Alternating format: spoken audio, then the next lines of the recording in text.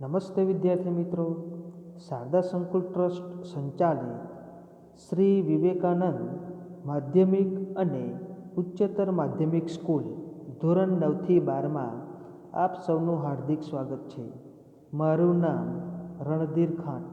આજે આપણે ધોરણ 9માં હિન્દી વિષયમાં 5મો પાઠ સ્વરાજ્ય કી નીંવનો અભ્યાસ કરીશું. સ્વરાજ્ય કી નીંવ પાઠના લેખક છે વિષ્ણુ પ્રભાકર અને સ્વરાજ્ય કી નીંવ પાઠનો સાહિત્ય પ્રકાર છે એકાંકી. સ્વરાજ્ય કી નીંવ, લેખક વિષ્ણુ પ્રભાકર. મિત્રો, આપણે પહેલાં વિષ્ણુ પ્રભાકરનો પરિચય મેળવીશું, ત્યારબાદ પાઠનો અભ્યાસ કરીશું. તો ચાલો આપણે विष्णु प्रभाकर पहला परिचय मेळवी लीजिए. विष्णु प्रभाकर का जन्म मुजफ्फर जिले के मीरनपुर गांव में हुआ था. इन्होंने प्रारंभिक शिक्षा अपने गांव में और उच्च शिक्षा हिसार में प्राप्त की थी. कई वर्षों तक पंजाब सरकार की सेवा करने के बाद सन 1974 से ये दिल्ली आ गए और तब से दिल्ली रहकर पूर्ण समय के लिए साहित्य सेवा में लगे हैं.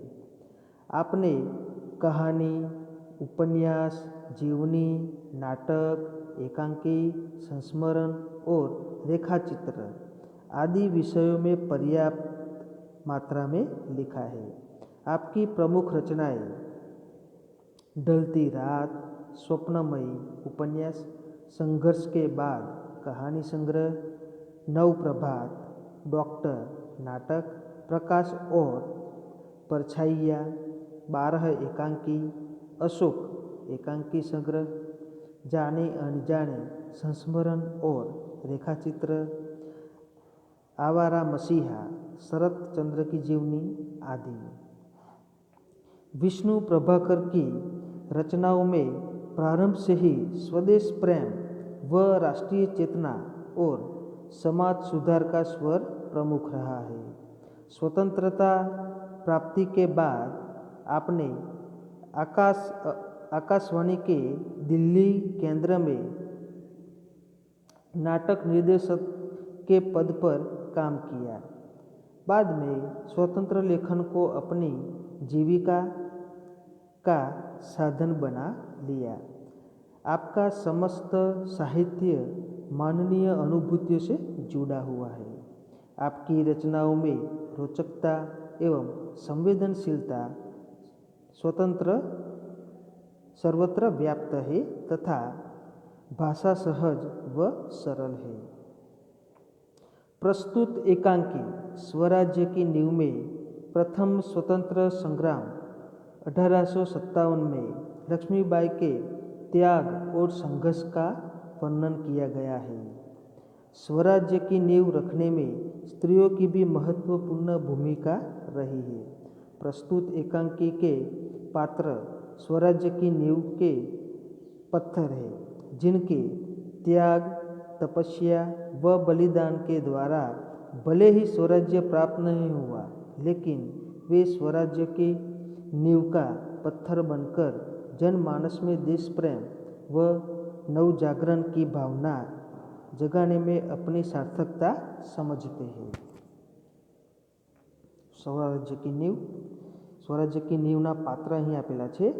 પાત્ર છે લક્ષ્મીબાઈ, મુંદર, તાત્યા, જુહી, રઘુનાથરાવ અને સેનાનાયક. તો આ બધા આ એકાંકીમાં આવતા પાત્રોના નામ છે. હવે આગળ જોઈએ. रंगमंच पर युद्ध भूमि का दृश्य अंकित किया जा सकता है. कैप नहीं, पास ही लगा हुआ है. महारानी लक्ष्मीबाई के बंधु का एक भाग दिखाई देता है. पर्दा उठने पर महारानी लक्ष्मीबाई अपनी सखी जूही के साथ उत्तेजित अवस्था में मंच पर प्रवेश करती है. दोनों लाल कुर्ती के सैनिकों की वेशभूषा में है. અહીં નાટક ભજવવામાં આવ્યું છે મિત્રો.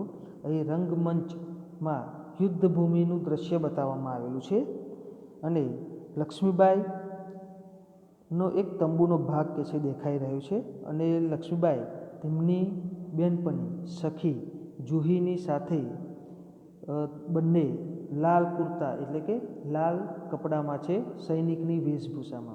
હવે આગળ જોઈએ. મહાલક્ષ્મીબાઈ. मेरे देखते देखते क्या से क्या हो गया जूही, झांसी कालपी ग्वालियर कहाँ गई, परंतु मंजिल है कि पास आकर भी हर बार दूर चली जाती है. स्वराज्य को आते हुए देखती हूँ, परंतु दूसरे ही क्षण मार्ग में हिमालय अड़ जाता है. उसे पास करती हूँ तो महासागर की डरावनी लहरें थपेड़े मारने लगती है. उनसे जूझती हूँ तो नाविक सो जाते हैं. देखो जूही, उधर क्षितिज पर देखो, कैसी लपलपाती हुई लहरें लपटे उठ रही है. सारा आकाश धूम घटाओं में छाया हुआ है. प्रलय की भूमिका है, लेकिन राव साहेब है कि रक्तमंडल की छाया से ऐशो आराम में मशगूल है. आवेश में आते आते सहसा मौन हो जाती है. जूही कुछ कहने के लिए मुंह खोलती है कि महारानी फिर बोल उठती है. जूही जूही, मैंने प्रतिज्ञा की थी कि मैं अपनी झांसी नहीं दूंगी, लेकिन झांसी हाथ से निकल गई. जूही सहसा तीव्र होकर, नहीं नहीं, झांसी हाथ से नहीं निकली है. मैं अपनी झांसी नहीं दूंगी. मैं अकेली ही, उससे क्या, मैं अकेले ही झांसी लेकर रहूँगी. અહીં મિત્રો લક્ષ્મીબાઈની નિરાશા આપણે અહીં જોઈ શકીએ છીએ કે રાણી લક્ષ્મીબાઈ એ જોઈને નિરાશ થઈ ગઈ છે કે ઝાંસી, કાલપી અને ગ્વાલિયર આ ત્રણ જે સ્થળ છે તે સ્વતંત્ર સેનાનીઓના હાથમાંથી જતા રહ્યા છે. ફક્ત ગ્વાલિયરનો કિલ્લો એમના અધિકારમાં રહ્યો છે અને લક્ષ્મીબાઈ તેની સખી જૂહીને આ બધું કહે છે. હવે આગળ જોઈએ. जूही, कौन कहता है आप अकेली है महारानी, आप तो गीता पढ़ती है, फिर यह निराशा कैसी. लक्ष्मीबाई, मैं निराश नहीं हूँ. मैं जानती हूँ कि झांसी लेकर रहूँगी, लेकिन क्या तुम नहीं जानती कि उस दिन बाबा गंगादास ने मुझसे क्या कहा था. जब तक हमारे समाज में छुआछूत और ऊंच नीच का भेद नहीं मिट जाता, जब तक हम विलास प्रियता को छोड़कर जनसेवक नहीं बन जाते, तब तक स्वराज्य नहीं मिल सकता. वह मिल सकता है केवल सेवा, तपस्या और बलिदान से. जूही कहे छे, लेकिन महारानी, उन्होंने यह भी तो कहा था कि स्वराज्य की प्राप्ति से बढ़कर है स्वराज्य की स्थापना के लिए भूमि तैयार करना. स्वराज्य की नींव का पत्थर बनना. सफलता और असफलता देव के हाथ में है, लेकिन नींव के पत्थर बनने से हमें कौन रोक सकता है. वह हमारा अधिकार है. लक्ष्मीबाई मुस्कुराकर, शाबाश मेरी कर्नल, तुम लोगों से मुझे यही आशा है. वह हमारा अधिकार है.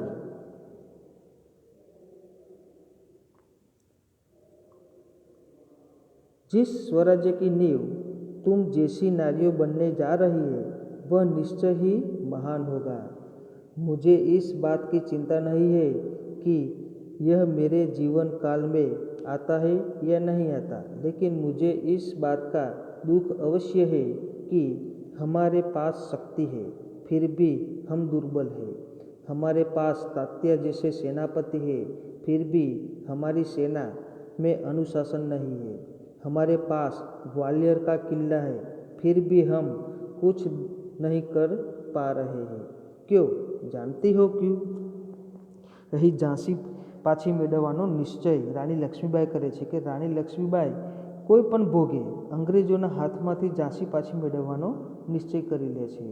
તો જુહી કહે છે, जानती हूँ महारानी, हम विलासिता में डूब गए हैं।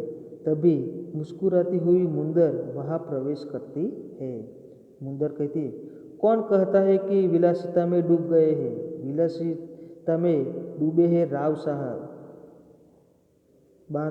बांदा के नवाब, सेनापति तात्या। जूही सहसा, नहीं मुंदर, सेनापति नहीं। मुंदर कहती है, मुस्कुराती है, ओह समझी, तुम तो उनका पक्ष लोगे ही। जूही कहती है दृढ़ स्वर में, मैं उसका पक्ष नहीं लेती, लेकिन वो जो तथ्य है उसको छिपाया नहीं जा सकता। सरदार तात्या राव साहब को अपने तन मन का स्वामी मानते हैं। मुंदर, और तुम उनको अपना स्वामी मानती हो? जूही, हाँ, मैं उनको अपना स्वामी मानती हूँ और मानती रहूँगी, लेकिन उनसे भी अधिक मैं महारानी को अपना स्वामी मानती हूँ और महारानी से भी बढ़कर मैं अपने देश को अपना स्वामी मानती हूँ। देश के लिए मैं सरदार को भी ठुकरा सकती हूँ, ठुकरा चुकी हूँ। मुंदर सक पकाकर, जूही तू तो नाराज हो गई, मेरा यह मतलब नहीं था। मैं तो केवल इतना ही कहना चाहती थी कि जब तूने उन्हें अपना स्वामी मान लिया है तो तू उन्हें रोकती क्यों नहीं? लक्ष्मीबाई कहती है, जूही ने उन्हें रोका है मुंदर, मैं जानती हूँ। जब राव साहब के कहने पर तात्या इसे नाचने के लिए बुलाने को आए थे तो इसने उसको बुरी तरह धुतकार दिया था। जूही कहती है, हाँ रानी, मैं स्वराज्य के लिए नाच सकती हूँ, बराबर नाचती रही हूँ, परंतु विलासिता में डूबने के लिए अपनी कला को किसी के गले की फांसी नहीं बना सकती हूँ। जो मुझको ऐसा करने के लिए कहते हैं उनको मैं ठोकर ही मार सकती हूँ। लक्ष्मीबाई कहती है दीर्घ निश्वास लेकर, ठोकर ही तो नहीं मार सकती जूही, वही दर्द तो हमें कचोट रहा है। अगर ठोकर मार कर हम उनकी मदहोशी दूर कर सकते तो बात ही क्या थी। जूही, बाई साहब, मैं और की बात नहीं जानती, मुझे आज्ञा दीजिए, मैं ठोकर मारने को तैयार हूँ। मुंदर, और मैं भी तैयार हूँ बाई साहब, चलो हम सब चलकर उनकी नींद हराम कर दे। लक्ष्मीबाई कहती है, नहीं मुंदर नहीं, हम उनकी नींद हराम नहीं कर सकते। अब तो दुश्मन को ठोकर ही उनको उसकी नींद से जगा सकती है। जूही कहती है, दुश्मन की ठोकर, यह आप क्या कह रही है? लक्ष्मीबाई कहती है, हाँ जूही,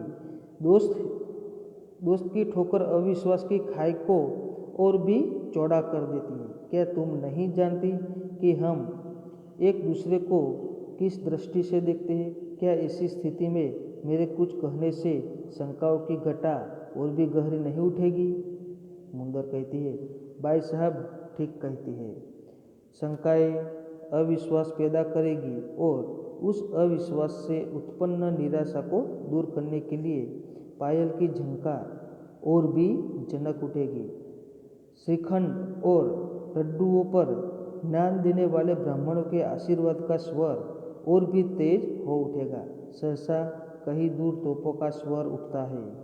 लक्ष्मीबाई कहती है, और जूही, तू अगर तात्या को खोज सके तो तुरंत उन्हें यहाँ आने के लिए कह। जूही कहती है, खोज क्यों नहीं कर सकती? आपको आज्ञा होने पर मैं उन्हें पाताल से भी खींच कर ला सकती हूँ। जाने को मूर्ति है कि रघुनाथन तेजी से प्रवेश करते हैं। रघुनाथन कहते हैं, महारानी आपने सुना? लक्ष्मीबाई, क्या रघुनाथ? रघुनाथ कहते हैं, महारानी जनरल रोज की सेना ने मथुरा में मुरार में पेशवा की सेना को हरा दिया। जूही कहती है काँप कर, क्या पेशवा की सेना हार गई? लक्ष्मीबाई कहती है पेशवा की सेना हार गई, यह अच्छा ही हुआ। अब पेशवा की आंखें खुलेगी। रघुनाथ अपनी सेना को तैयार होने की आज्ञा दो, रोज ग्वालियर का किला नहीं ले सकेगा। रघुनाथ कहते हैं मैं जानता हूँ वह कभी नहीं ले सकेगा। मैं अपनी सेना को कुछ के लिए तैयार करता हूँ, केवल आपको सूचना देने के लिए आया था। फिर जाता है। लक्ष्मीबाई कहती है और जूही तुम भी जाओ। सहसा बाहर देखकर, लेकिन ठहरो, शायद सेनापति तात्या इधर ही आ रहा है। जूही कहती है बाहर देखकर, जी हाँ ये तो सरदार तात्या ही है। सरदार तात्या का प्रवेश होता है। लक्ष्मीबाई कहती है कहिए सरदार तात्या, आज आप इधर कैसे भूल पड़े? तात्या कहते हैं भाई साहब मैं किसी के लिए सरदार हो सकता हूँ, पर आपके लिए तो सेवक ही हूँ।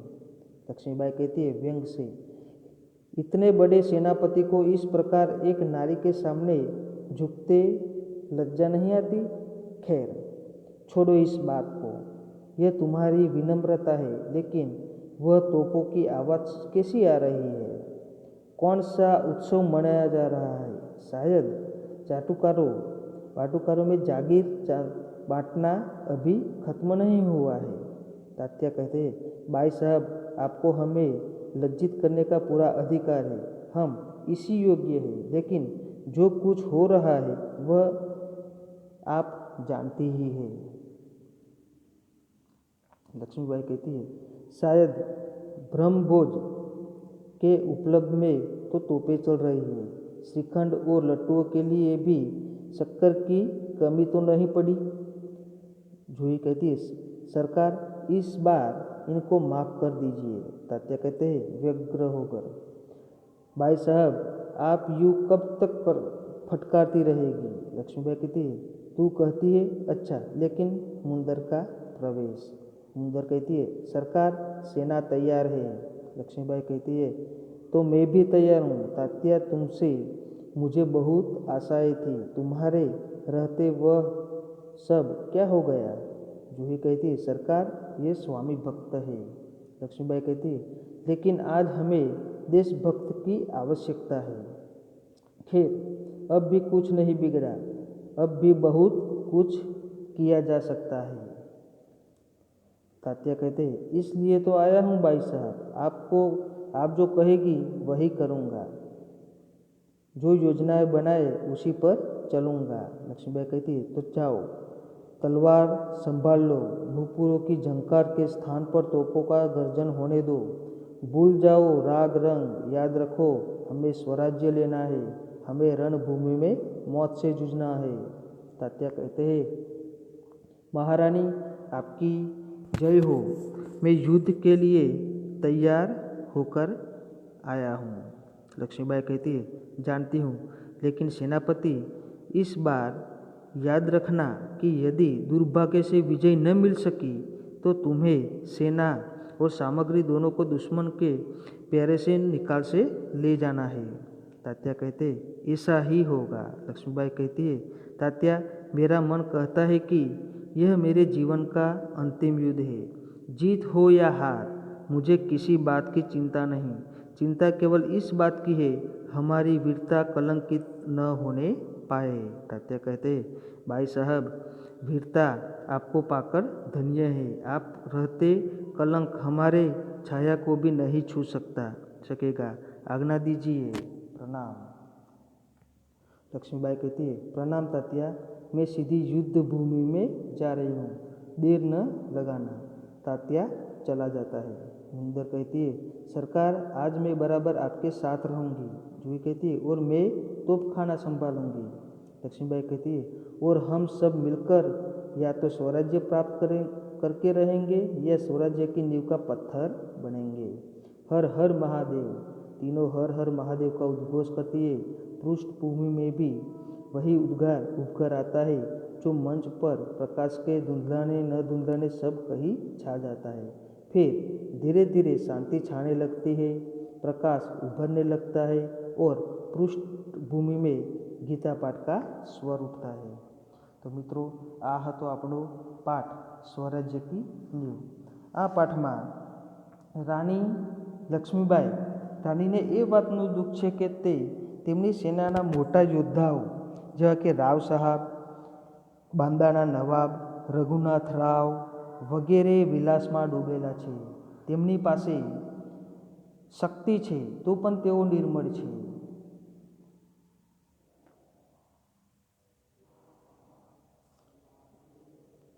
ત્યાં જેઓ સેનાપતિ હોવા છતાં પણ સેનામાં શિસ્ત નથી।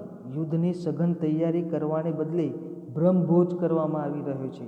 તેને માટે શ્રીખંડ અને લાડુ તૈયાર કરાઈ રહ્યા છે। ગ્વાલિયર જેવો મજબૂત કિલ્લો તેમના હાથમાં છે, છતાં પણ તેઓ કંઈ કરી શકતા નથી। હવે જુહી અને મુંદર જે છે તે રાણી લક્ષ્મીબાઈની સખીઓ એટલે કે બહેનપણીઓ છે। જુહી સેનાપતિ તાત્યાને અને મુંદર રઘુરાવ નાથને ચાહે છે એટલે કે એમને પ્રેમ કરે છે। જુહી એ સારી નર્તકી છે પણ વિલાસીઓના મનોરંજન માટે નૃત્ય કરવા ઈચ્છતી નથી। સ્વરાજ્યને માટે તે પોતાના પ્રેમને પણ ઠોકર મારી શકે છે। મુંદર પણ યુદ્ધમાં રાણી લક્ષ્મીબાઈની સાથે જ રહેવા ઈચ્છે છે। તેને પણ પ્રેમ કરતાં સ્વરાજ્ય વધુ પ્રિય છે। યુદ્ધમાં જુહી તોપખાનાની જવાબદારી સ્વીકારે છે। હવે રઘુનાથ રાવ રાણીને મુરારમાં જનરલ રોજની સેના દ્વારા પેશવાની હારના સમાચાર આપે છે। તે સાંભળીને રાણી કહે છે, એ સારું જ થયું, હવે પેશવાની આંખો ઉઘડે। રાણી સેનાપતિ તાત્યાને યુદ્ધ માટે તૈયાર થવાનો આદેશ આપે છે। તેઓ કહે છે, જાઓ, તલવાર સંભાળો, ઝાંઝરના ઝંકારની જગ્યાએ તોપોનું ગર્જન થવા દો। રાણીને લાગે છે કે આ એમના જીવનનું છેલ્લું યુદ્ધ છે। તેમને કેવળ એ વાતની ચિંતા છે કે યુદ્ધમાં ક્યાંય એમની વીરતા કલંકિત ન થઈ જાય।